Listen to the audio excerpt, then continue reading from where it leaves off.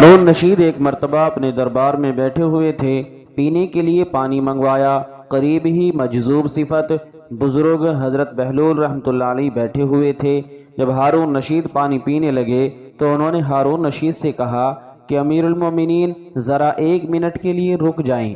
وہ رک گئے اور پوچھا کہ کیا بات ہے؟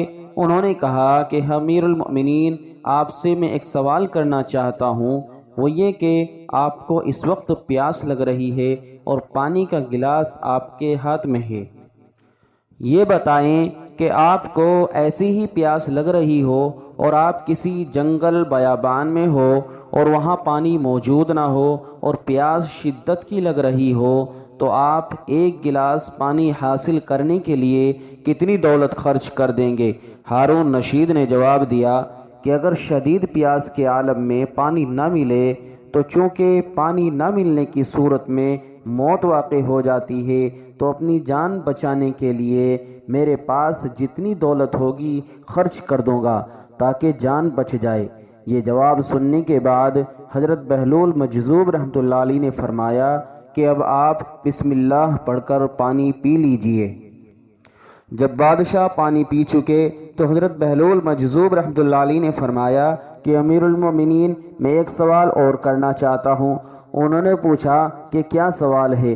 بہلول مجذوب نے فرمایا کہ سوال یہ ہے کہ یہ پانی جو آپ نے ابھی پیا ہے، اگر یہ پانی آپ کے جسم کے اندر ہی رہ جائے اور باہر نہ نکلے اور پیشاب بند ہو جائے، اب مثانے کے اندر پیشاب بھرا ہوا ہے اور باہر نکالنے کی کوئی صورت نہیں، تو اس کو باہر نکالنے کے لیے کتنی دولت خرچ کر دیں گے؟